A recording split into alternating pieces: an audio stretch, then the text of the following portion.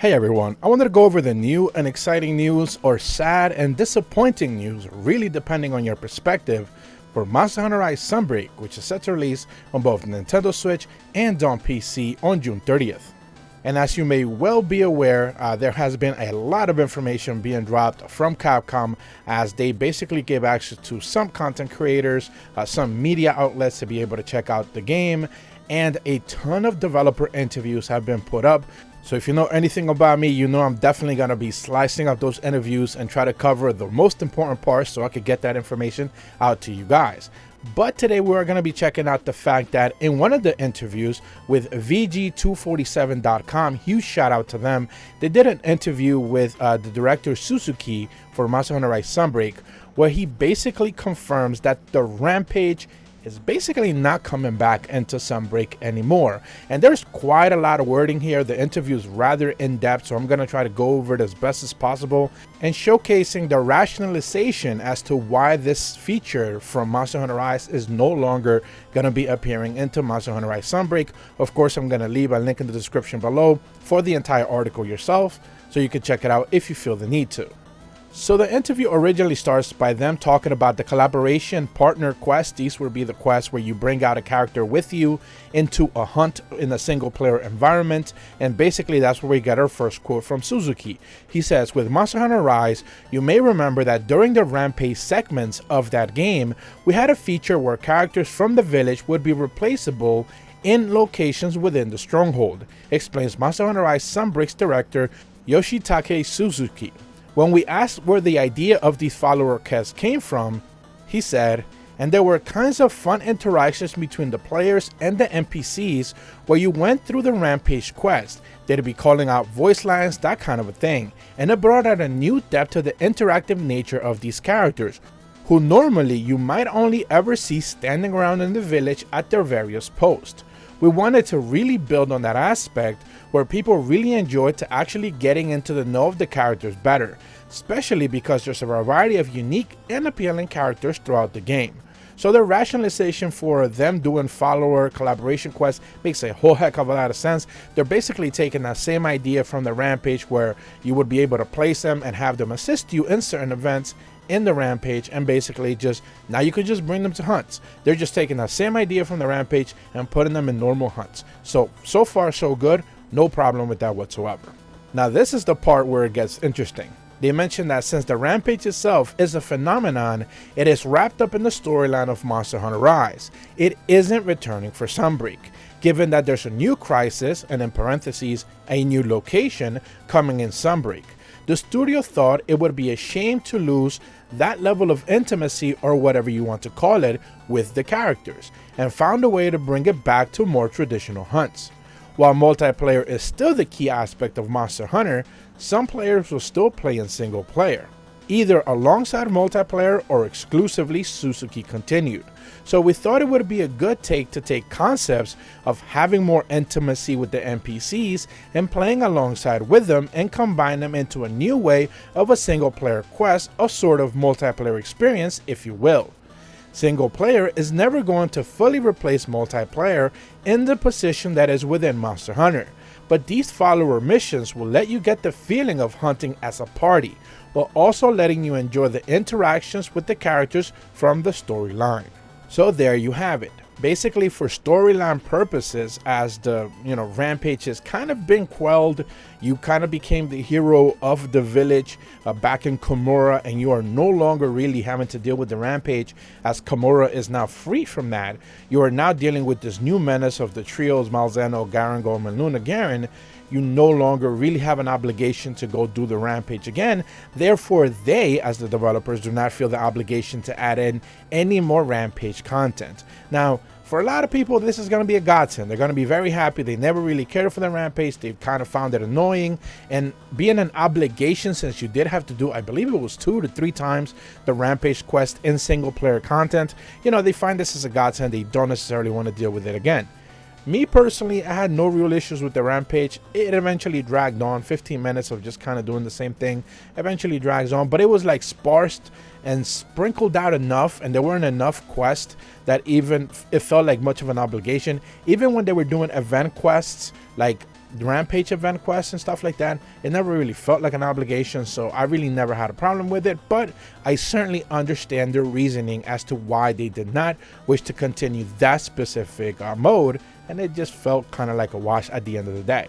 Continuing on, in the interview, they do speak about how basically these followers that you're going to have access to are really like interesting, and they're going to have like new ways to be able to play. And the quotes continue from director Suzuki. He says, "We're aware that especially if you're playing a single player and you maybe have one or two weapons that you're specialized in, you may never really get to see or experience what all 14 weapon types can bring into the table," says Suzuki. "So we designed the content in Sunbreak in which way that once you've unlocked each one of the followers through their very own specific quest," and then parentheses, "where you go out on them with a one-on-one and you clear the quest, they become available on another more general follower quest. You'll then have access to choose up to 2 followers to come with you, and each one of them has multiple weapons that they can actually choose from. They'll have one that's specialized in like Arlo's gunlance, but then they'll have a different subset of weapons that they can also choose. So it's a great way to bring someone along who can demonstrate exactly what it means to be a certain kind of weapon user without needing to go out and find people who are going to be using these weapons with you." I think this is a fantastic idea, and this is easily the best selling points to me for follower event quests. Essentially, not only are they saying that each one of the characters that you're going to unlock who are going to be assist to you are going to have a subset of weapons available to them. So presumably Arlo, which has only ever been shown with a gun lance, presumably he's going to have a sword and shield or something like that. So that is great. You know, you're going to be able to tweak them a little bit, and they're going to be helpful to you. But more importantly, they do basically mention that you're going to have access to bringing up to 2 followers with you. So let's do the math. You as a hunter, you and your Palico, then your Palamute, then 2 assist hunters.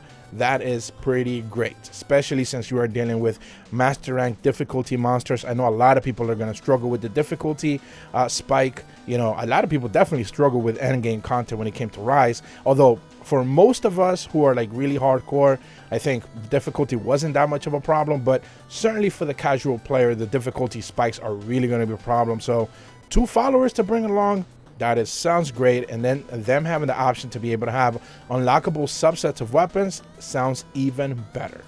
Next, they really talk about the differences between what really are these followers assists are really going to be doing as opposed to a Palico or a Palamute.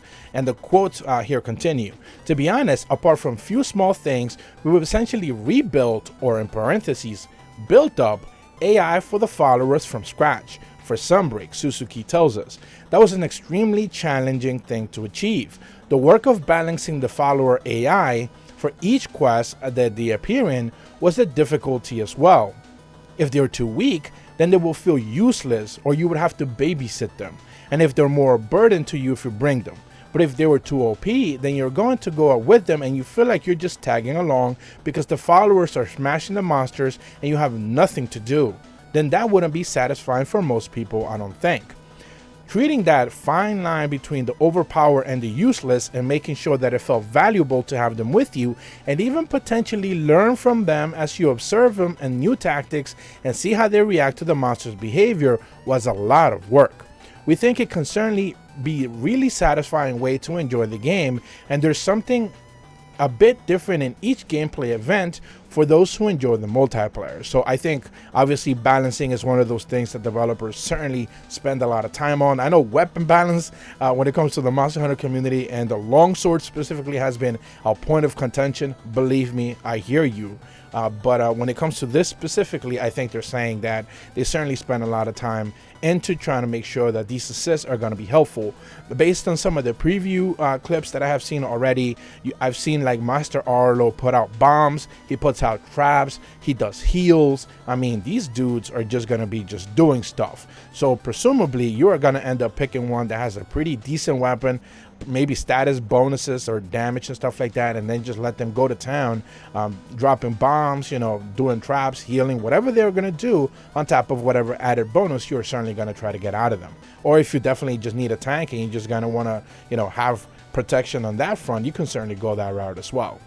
Now, the last set of quotes that I want to cover specifically talk about VG247.com asking Director Suzuki as if these follow requests are basically going to be something that we're going to be seeing going forward into the future, presumably, again, Monster Hunter 6, Monster Hunter World 2, whatever that name is going to be, if this is going to be a feature we are going to see going forward. And the response was, we probably have had somewhat of an increased focus of story aspects of the game since Monster Hunter World, I would say, said Suzuki Reflects. That said, we know that people come to the game for different things. The world of the games itself, outside of a specific story elements, is something that we think a lot of players will enjoy about Monster Hunter. The story is one of the aspects, but I really think that it all combines together in different amounts of every single title that we have made. Between the game's world, a game's story, the characters, and the monsters, and even the action, the exact recipe of what goes into each title is something that we consider on a game-by-game basis, depending on the concept that we're looking to achieve. So that's pretty much a long roundabout way of saying we're not really going to commit to follow requests if people don't necessarily end up finding them useful, kind of like the Rampage. I can assure you that if the Rampage would have been a hit, we would be getting more Rampage content right now.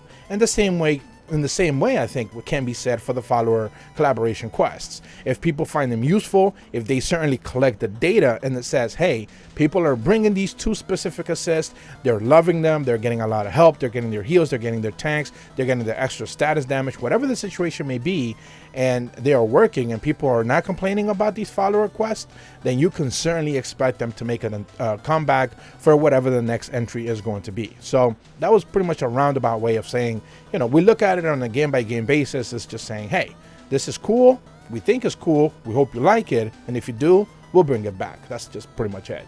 But that's about all the information that I want to go over. Huge shout out to VG247.com for their interview with Director Suzuki. I'm going to leave a link in the description below for you guys to check it out for yourselves if you so desire. And you can certainly be sure that I'm going to be going over a whole heck of a lot of more developer interviews. I already saw about 6 Japanese ones, which I'm going to start to pick off and translate since we do have a lot of information to go over, as pretty much the game is ready to launch in about 3.5 weeks or so. So there's plenty of stuff to go over.